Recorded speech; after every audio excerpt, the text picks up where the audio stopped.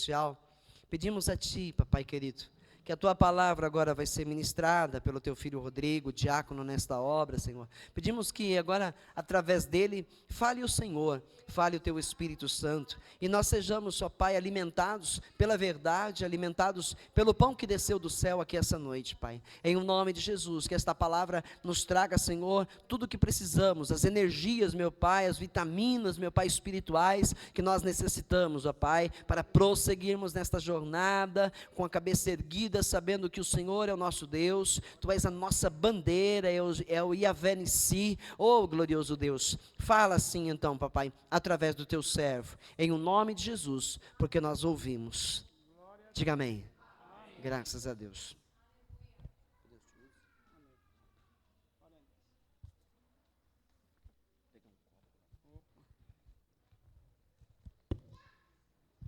Eu quero cumprimentar a todos com a gloriosa paz do nosso Senhor e Salvador Jesus Cristo. É motivo de alegria estarmos aqui na casa do nosso Pai, e ainda assim quando você tem a incumbência de trazer a palavra de Deus ao coração dos irmãos. Antes de meditar em um texto com os irmãos, eu gostaria de aqui expressar a minha gratidão. O Mateus operou esses dias e eu sei que os irmãos oraram. A cirurgia foi um sucesso e o pós-operatório é muito chato, é muito dolorido. Ele está tomando aí os remédios para a dor, mas enfim, já está melhor, e eu sou grato a cada irmão, a cada irmã que se lembrou, irmão. Que Deus abençoe, que a bênção chegue lá na tua casa e aonde você precisar também. Amém? Eu quero compartilhar um texto com os irmãos, livro do profeta Samuel, ou melhor, primeiro livro, né? 1 Samuel, primeiro, né? Capítulo de número 4, verso 21 e 22.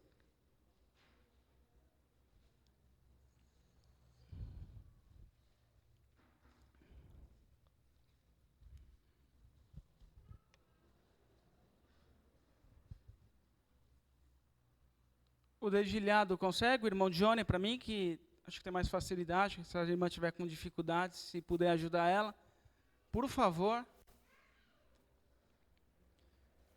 Livro de 1 Samuel, capítulo de número 4, verso 21 e 22. Todos acharam? Que diz assim, irmãos: E chamou ao menino Icabode, dizendo: De Israel se foi a glória, porque a arca de Deus foi tomada, e por causa de seu sogro e de seu marido. E disse: De Israel a glória é levada presa, pois é tomada a arca de Deus. Toma o teu assento, irmãos.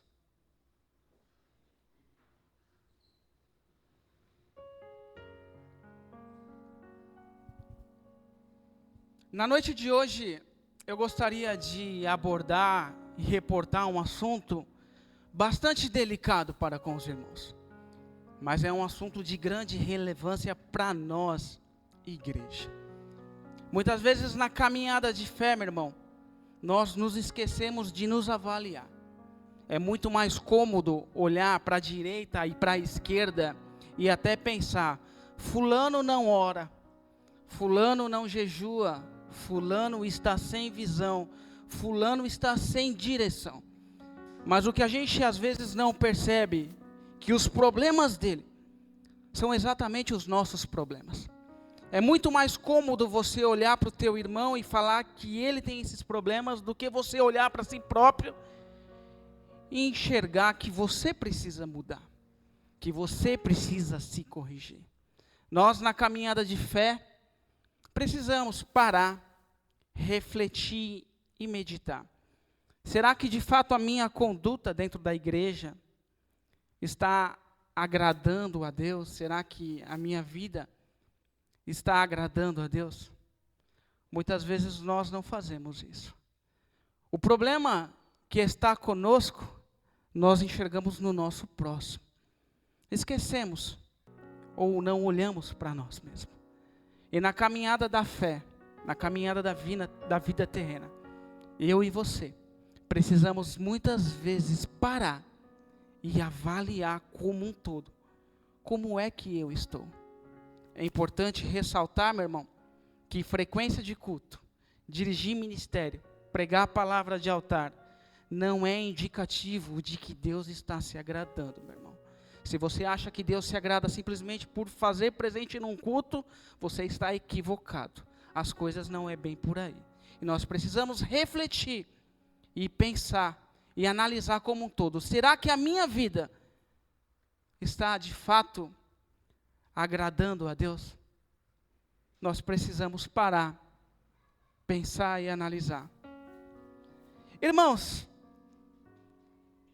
Deus nunca perde. Deus não conhece derrotas. Deus é um Deus de vitória, irmãos. Deus, algo que Ele não conhece é perder. A gente nunca vai ouvir dizer que Deus perdeu. Deus não perde, irmão. Pelo contrário, Deus só conhece vitória, sucesso e progresso. Perder é algo que Deus não conhece. Ele não sabe o que é perder. Deus só ganha. Quando nós olhamos para esse texto, nós olhamos que o texto diz assim, ó, a glória de Deus foi embora. De Israel a glória é levada presa, pois a arca de Deus foi tomada. Então nós precisamos avaliar, irmãos. Nessa ocasião, 30 mil israelitas caíram e a arca de Deus foi tomada.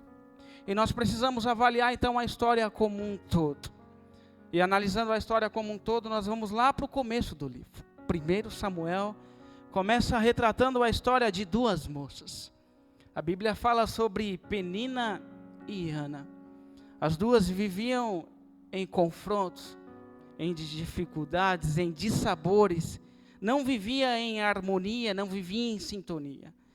Uma provocava porque tinha filhos e a outra, de certa forma, retrucava ou recebia a afronta com pesar. Assim era a vida de ambos. E a Bíblia não fala o tempo que isso ocorreu e quanto tempo perdurou, mas a relação era extremamente desgastante. Quem sofria a afronta ficava extremamente chocada, magoada, ferida, porque Penina se dava o direito de se colocar num piso maior, num piso mais elevado, porque ela tinha filhos. E ela sabia que no filho se levantaria ou se arrastaria a sua descendência. Ana já não tinha filhos. E era uma vida totalmente doída, dolorida, massacrante, ferida, porque ela não tinha filho e aquilo o afrontava, aquilo o machucava, sangrava por dentro, e ela não tinha muito o que fazer. Ela simplesmente recebia a afronta. E a Bíblia diz que na ocasião, Ana, juntamente com seu marido, ia para Siló. Siló, irmãos, lugar da adoração. Ela ia de ano em ano adorar. E aqui eu paro e abro um parênteses, meu irmão. Mesmo diante das dificuldades, mesmo diante das provações, mesmo diante das barreiras, das situações que nos é impostas todos os dias, você está disposto a ir a Siló adorar, irmãos? Ou você só vai a Siló adorar quando as coisas estão indo bem? Quando as coisas estão indo de vento em polpa? Nós aprendemos com Ana. Ela recebia afrontas, ela recebia palavras de duro calão, era ofendida, era massacrada, mas a Bíblia diz que ela não deixou de adorar, irmãos. De ano em ano, ela subia para Siló para adorar. E aí eu te pergunto, meu irmão, será que nós, como igreja, estamos dispostos a adorar a Deus mesmo diante das dificuldades? Porque o que nós temos mais visto, irmãos, é que quando a pessoa passa por problemas, por lutas, por provações, uma das coisas que se faz é jogar a toalha da fé, não é? Para mim não dá mais, deixa as coisas melhorar, e se melhorar, quem sabe eu não volto, e continuo a minha caminhada aí com Deus, não é? Infelizmente acontece muito isso. E espero que não seja o nosso caso. Mesmo diante das dificuldades, as provas, as lutas, as tempestades do dia a dia, meu irmão. Vai para Siló adorar, irmãos. Não deixe de adorar. Siló, lugar da adoração, irmãos. Lugar onde se adora.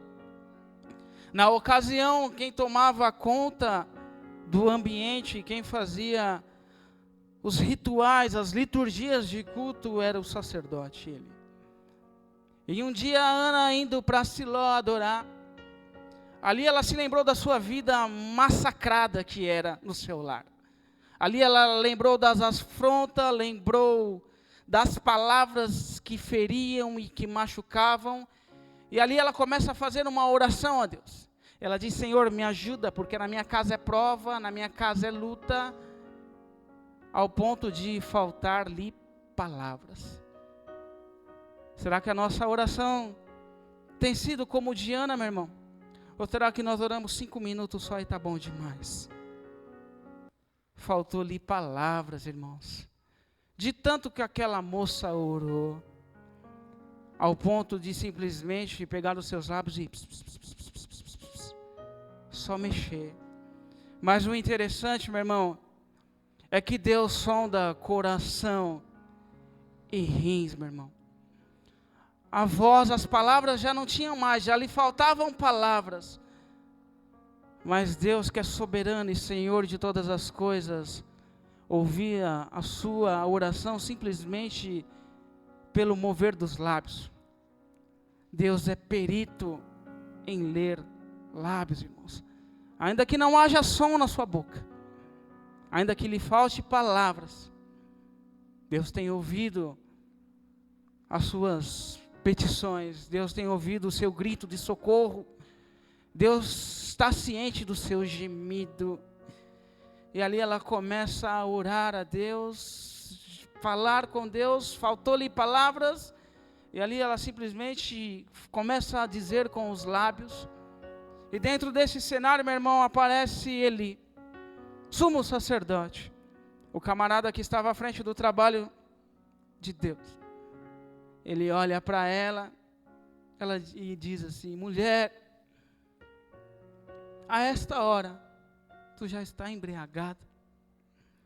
Ela diz para ele: não tem nada a ver com mosto, não tem nada a ver com vinho. Eu estou uma mulher atribulada e estou pedindo aqui a Deus uma oração. E dentro desse cenário, meu irmão, a gente já vê uma falta gravíssima do sacerdote, é ou não é? Às vezes nós olhamos para o texto e dizemos: Eli está sem noção. Mas faltou mais do que isso. Faltou direção, faltou visão, faltou discernimento de Deus. Alguém embriagado logo cedo, meu irmão, é claro que o texto romantiza, embriagado é fora de si. Para nós, nos dias de hoje, a gente vai taxar ou classificar como um pinguço, cachaceiro. Mas a Bíblia, ela usa uma palavra mais branda. Então ele usa o termo embriagado. Embriagado é fora de si, fora das suas faculdades normais. Alguma coisa está alterada, está fora. E para o sacerdote era isso que ele enxergava. Alguém sem visão, diferente de Samuel, que quando foi ungir Davi, Deus disse para ele: não olhe assim, Samuel, porque não é assim que eu vejo. Ele, na ocasião, não viu. Não faltou simplesmente a direção, a visão, mas faltou no homem de Deus ali discernimento, é ou não é, irmãos? E ali ela fala: não, meu senhor, eu sou uma mulher atribulada de espírito. E aí parece que cai a ficha no homem, e ele resolve falar que o vosso Deus, então, que o nosso Deus, lhe conceda o seu pedido, lhe conceda a sua petição. E ela vai para a sua terra de origem, irmãos. E na sua terra de origem, diz a Bíblia que ela se relaciona com o seu marido. E a Bíblia diz que Deus se lembra. Deus se lembra. Em outras palavras, meu irmão, Deus não se esquece de nada. Absolutamente de nada. Você pode até se esquecer, meu irmão, mas Deus não se esquece, viu, varão? Deus não se esquece, irmã. Talvez você entrou aqui hoje e falou, mas Deus falou há tanto tempo, e ainda não chegou o momento de se concretizar. Deus está dizendo para você que Ele não se esqueceu, viu, irmãos? Ele veio aqui simplesmente regar, ó, aquilo que eu te disse está de pé. Aquilo que eu te disse é palavra minha. Eu velo pela minha palavra, eu zelo pela minha palavra. Você pode até ter esquecido da promessa, mas eu não me esqueci. Porque Deus não se esquece absolutamente de nada, irmãos. Nada passa desapercebido diante de Deus. A Bíblia diz que Deus se lembrou dela. É isso que o texto diz. Deus se lembra dela. Deus tem se lembrado de você todos os dias. Deus não se esqueceu, viu, irmãos? Você pode até pensar que Ele se esqueceu, mas a grande verdade é que Ele nunca se esqueceu. E se você tem a promessa dEle por algo falível, meu irmão, você está equivocado, porque a palavra dEle é fiel e ela se cumpre. E na noite de hoje Ele vem aqui te dizer, aquilo que eu te prometi está de pé. Porque Deus não se esquece. E a Bíblia diz que na ocasião Deus se lembrou dela. Da oração que ela fez lá em Siló. E a Bíblia então diz que ela engravida, irmãos. Engravidou. Ela está grávida. O coração dela está feliz, porque agora ela não vai ser mais afrontada. Ela tem um fruto no ventre, promessa de Deus. E ali a criança nasce. E ela coloca o nome de Samuel. Deus me ouviu, ou ouvido de Deus, você escolhe. Não importa a ordem dos fatores, no final é a mesma coisa, irmãos. Deus me ouviu. Samuel. O menino cresce.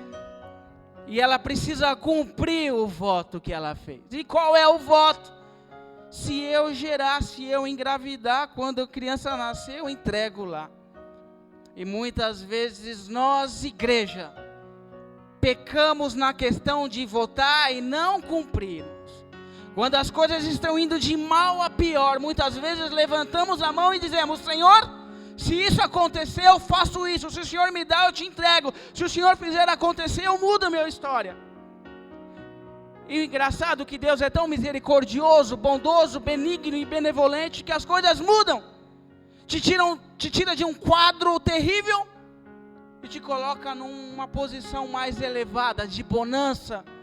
Só que quando nós chegamos na posição de bonança, numa posição de tranquilidade, nós nos esquecemos daquilo que votamos lá quando estávamos numa situação ruim. E sabe como é que a Bíblia nos taxa? Tolo.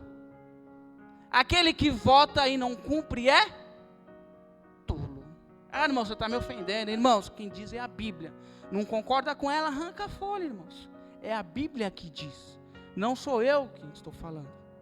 É a Bíblia que diz. Que aquele que faz um voto diante de Deus e não cumpre é tolo.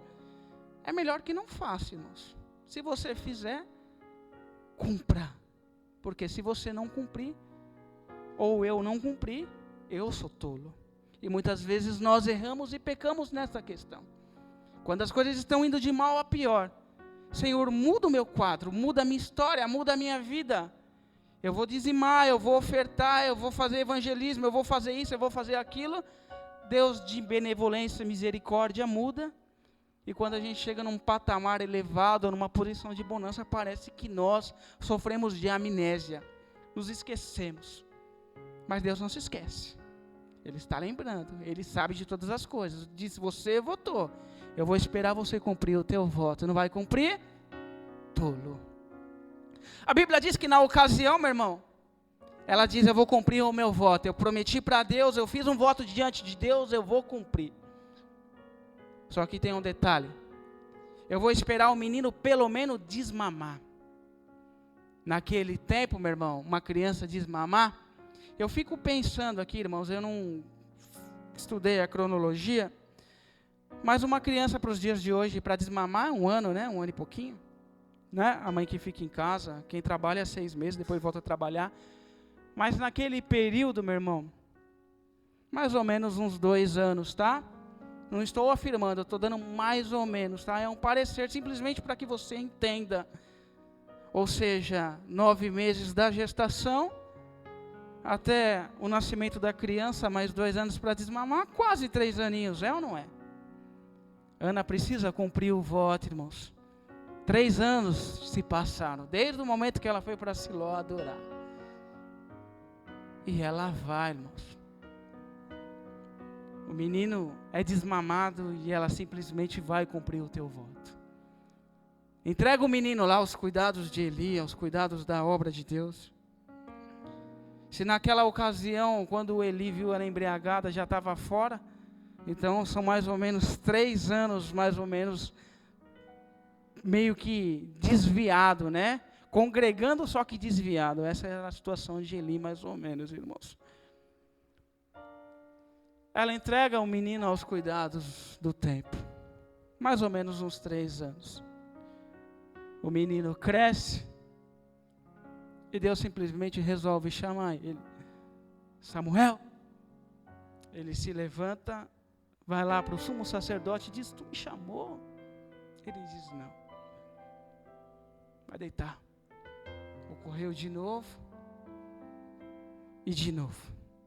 Eli, na ocasião, não estava ouvindo mais nada. Deus já não revelava mais segredos para ele, né? Congregando e ao mesmo tempo desviado.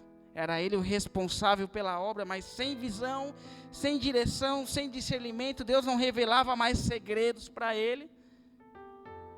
Esse era o quadro da vida do sumo sacerdote Eli. Samuel cresce, Deus faz o chamado na vida dele.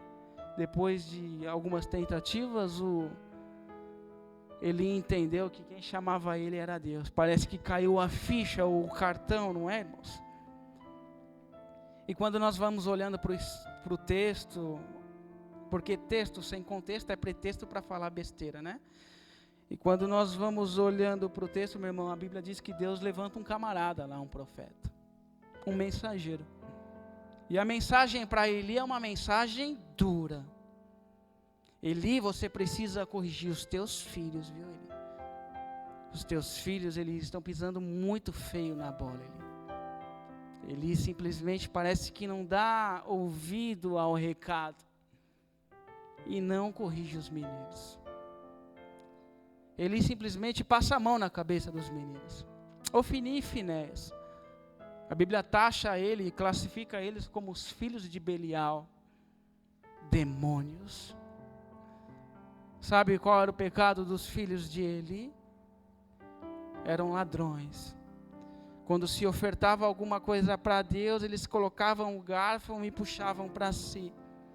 E mais, se relacionava com as irmãzinhas do culto. Ou seja, fazia o culto a Deus, que é santo e que precisa ser santo, em culto profano. Deus não aceita culto profano, irmãos. Deus é santo. E chamou eu e você para sermos santos. Culto profano, Deus não aceita. Deus repudia, Deus tem nojo. Tem que ser santo, irmãos. O culto a Deus precisa ser santo. E a mensagem para Eli é uma mensagem dura. Chegará dias, Eli, que os seus filhos não vão mais trabalhar na minha casa, muito menos você. E este será o sinal. Os seus 2 filhos há de morrer no mesmo dia. E a Bíblia diz que na ocasião, meu irmão, há uma guerra, uma batalha. Os filisteus vêm guerrear contra Israel. E o interessante, meu irmão, que dentro desse cenário, dentro desse contexto, os filisteus começam a prevalecer, matando 30.000 israelitas. E uns lembraram: trazemos a arca de Deus para cá, porque Deus nos dará a vitória. Quem é que traz a arca? Quem é que está aos cuidados da arca? Ofni e Finéias. A arca era uma figura de Deus, algo que representava, que simbolizava a presença de Deus. A presença de Deus em mãos erradas lá, meu irmão, gerou uma bagunça no meio do povo. 30 mil caíram, inclusive ele. Para os dias de hoje, meu irmão, a Bíblia diz que nós somos moradas do Espírito Santo. Então a presença de Deus na vida de alguém, a gente não aplica assim, mas a gente faz uma aplicação diferente. A obra de Deus em mãos erradas, essa sim pode derrubar e matar muita gente, não é, irmãos? E eu quero que você entenda, meu irmão, a mensagem tem como objetivo hoje, eu e você pararmos e fazermos uma análise da nossa vida. E eu quero que você entenda a situação do sumo sacerdote, meu irmão. Era alguém que cuidava dos trabalhos, que exercia o trabalho dentro da igreja, mas que a sua vida não era reta diante do altar. Ele mesmo não tomou uma postura de se corrigir, meu irmão. E infelizmente nós, pecamos muito nessa questão. Porque é muito mais fácil olhar para A e para B e dizer, fulano está sem direção, fulano não ora, fulano não jejua, fulano não lê a Bíblia. Quando esses problemas, na verdade, é meu. Eu vejo os problemas nele, mas os problemas são meus. Mas é cômodo falar de A e de B. Mas a grande verdade é que os problemas são meus. É eu que preciso orar, é eu que preciso jejuar, é eu que preciso ler a Bíblia. Mas muitas vezes a minha postura não é essa. Eu prefiro falar de A ou de B, porque é cômodo, irmãos. E nós precisamos nos policiar, nos vigiar, irmãos. Porque presença de culto, irmãos, não é indicativo que está tudo bem. Dirigir cargo na igreja também não é, irmãos.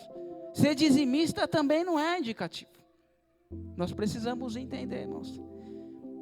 E é por isso que a Bíblia diz que naqueles dias, muitos dirão, mas Senhor, em teu nome nós fizemos tantas coisas. E a Bíblia diz que ele falará abertamente, apartai-vos de mim, porque eu não vos conheço. É como se naquele dia alguém dissesse para ele, Senhor, mas eu dirigi um grupo de coral lá para você. Verdade, você dirigiu um grupo de coral, mas a glória nunca foi minha. A glória sempre foi para você. Você nunca deixou eu fazer a minha vontade. Foi sempre a tua vontade. Mas Senhor, eu dirigi um grupo de oração. É verdade, você dirigia, mas a glória não era minha, a glória era a tua. Apartai-vos de mim, porque eu não vos conheço. Isso é sério, meu irmão. Porque a Bíblia diz que isso vai acontecer. Isso vai acontecer. E ela não está falando isso simplesmente para o ímpio, para aquele que não conhece a Jesus. Não. Está falando para pessoas que se dizem crentes, meu irmão. Que se dizem fortes, fortalecidos. Como Eli, irmãos. Sumo sacerdote. A Bíblia diz que naquela ocasião, meu irmão, a guerra, há um confronto, meu irmão. E ali os filisteus começam a prevalecer. E simplesmente Ofni e Finéias caem. Morrem. Um que estava no meio da guerra, no meio do confronto, começa a se camuflar, talvez numa areia, talvez numa fumaça, e chega em Siló dizendo, olha, aconteceu algo extremamente ruim. Ofni e Finéias morreu e ainda como se não bastasse, a arca de Deus foi tomada pelos filisteus. Houve grande pranto, grande choro em Siló. Eli, que só sabia comer e beber e dormir, que estava gordo, caiu da sua cadeira, quebrou o seu pescoço e morreu. A mulher estava tendo contração, já estava grávida, tendo contrações. E ali ela vê todo aquele cenário de tristeza, onde israelitas caíram, a arca foi tomada, parente morreu, sogro, marido, e ela diz, meu Deus, que situação é essa? E ali ela gera um menino, ela gera uma criança. E as parteiras talvez disseram para ela, olha, tudo de ruim aconteceu, mas você gerou um menino.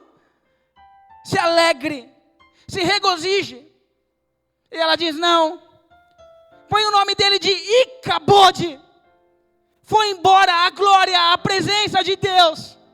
E infelizmente a igreja tem vivido muito isso, irmãos.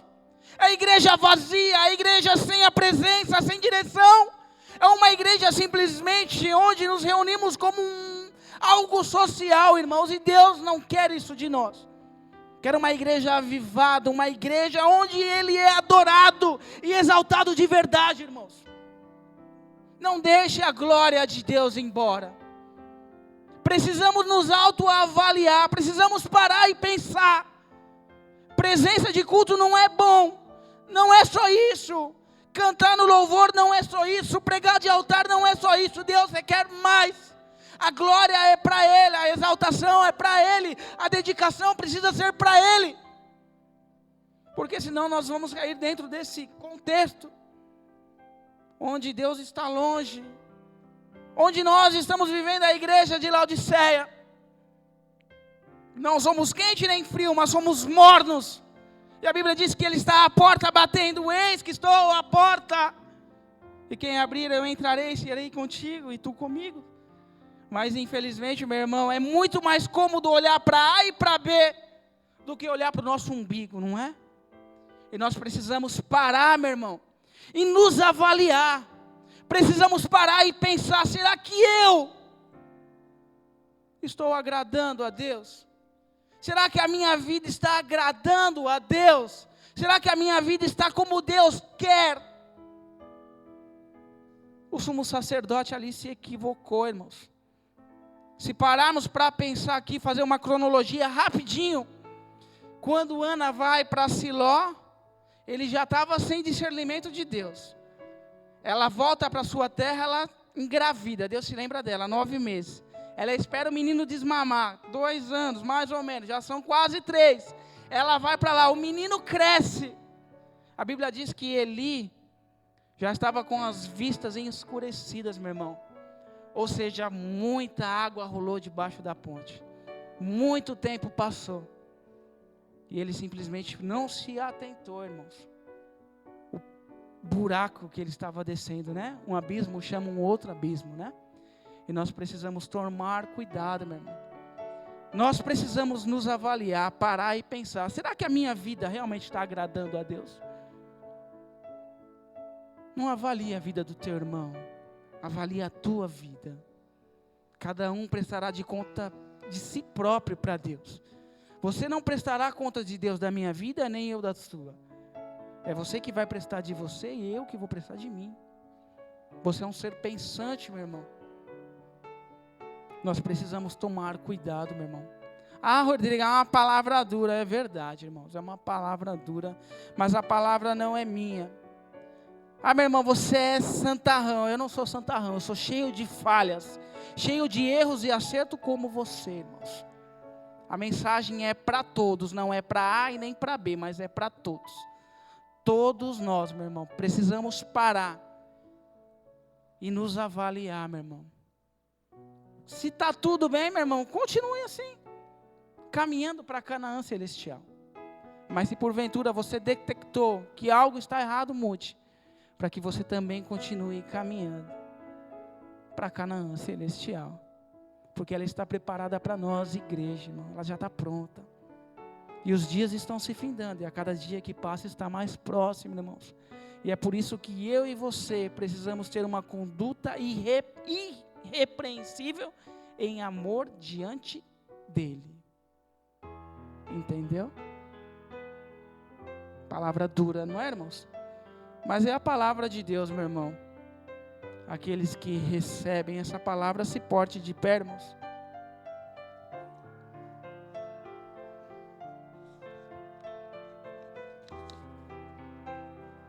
Vamos orar a Deus, irmãos? Ore a Deus, eleve a sua oração a Deus. Você pense na tua vida aí alguns instantes, naquilo que precisa ser mudado, naquilo que precisa ser melhorado. Sabe, meu irmão, a Bíblia diz que Deus corrige a quem ama, sabe? Quando eu recebo uma palavra que eu preciso mudar, meu irmão, eu me alegro. Ainda que ela seja dura, eu me alegro, porque a Bíblia diz que Deus corrige quem ama. Ele não corrige aquele quem ele não ama, ele corrige a quem ele ama, meu irmão. Sabe por quê? Porque você é valioso, porque você é precioso, você foi comprado, você foi lavado, você foi remido pelo sangue do Cordeiro, meu irmão. Quando Deus olha para você, Ele vê o sangue de Cristo em você. Ele vê o alto preço que foi pago, o sangue que foi derramado, meu irmão. E é por isso que às vezes uma palavra dura. E é por isso que às vezes uma palavra mais dura. Não é porque Ele quer te constranger no meio de uma sociedade. Não é porque Ele quer me constranger, nada disso. É porque Ele nos ama. E a vontade dEle é que nós morássemos no céu com Ele, meu irmão. É por isso que eu e você precisamos nos policiar. Melhorar aquilo que precisa ser melhorado. Não é para constranger ninguém, irmãos. Todos nós aqui erramos, falhamos e pecamos. Todos nós, a Bíblia diz que todos pecaram, meu irmão, todos pecaram. Mas nós precisamos melhorar, meu irmão, nós precisamos nos corrigir, nós precisamos realmente falar: Deus, me ajuda na minha incredulidade, como disse aquele camarada. Me ajuda nas minhas falhas, me ajuda nas minhas limitações, me ajude nas minhas fraquezas, Deus, porque eu quero caminhar e trilhar os passos que me levam a Canaã celestial. A mensagem não é para constranger, meu irmão, a mensagem não é para ferir, mas a mensagem é para te dizer que Deus nos ama. E é por isso que às vezes Ele nos corrige, meu irmão.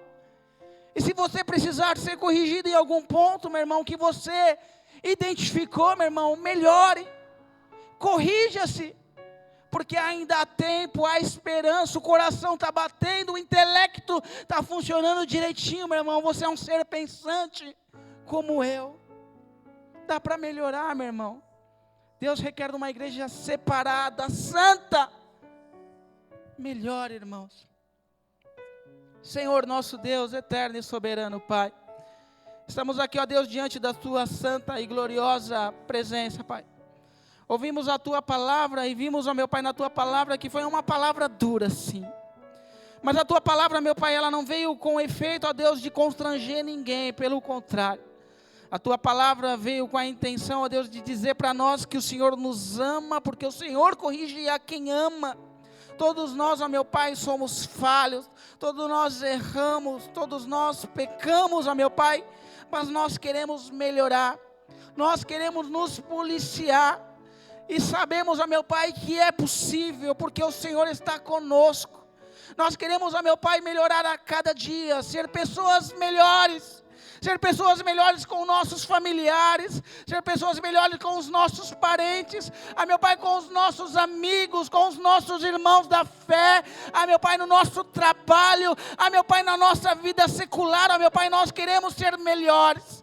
Nós queremos, ó meu Pai, refletir, ó meu Pai, a glória de Deus. Nós queremos, ó meu Pai, realmente, ó meu Pai, mostrar para as pessoas que somos diferentes, meu Pai, vivemos uma vida diferente sobre a face da terra, porque o Senhor requer de nós uma postura de santidade, uma postura de separação, e uma postura de amor, ó Deus, diante das pessoas, Pai.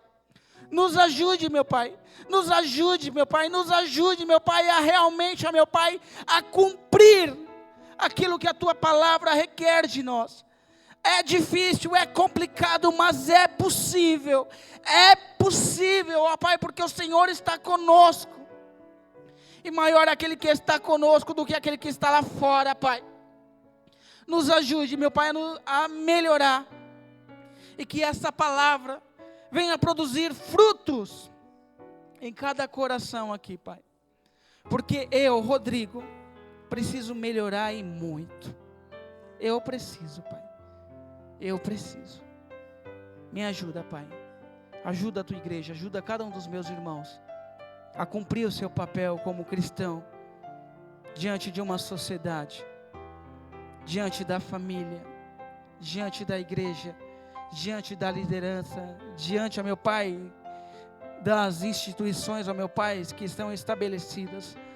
Nós queremos cumprir o nosso papel. Nós precisamos parar, Deus, e nos avaliar e ouvir a Tua voz, porque a Tua palavra diz que aquele que tem ouvidos ouça o que o Espírito diz à igreja.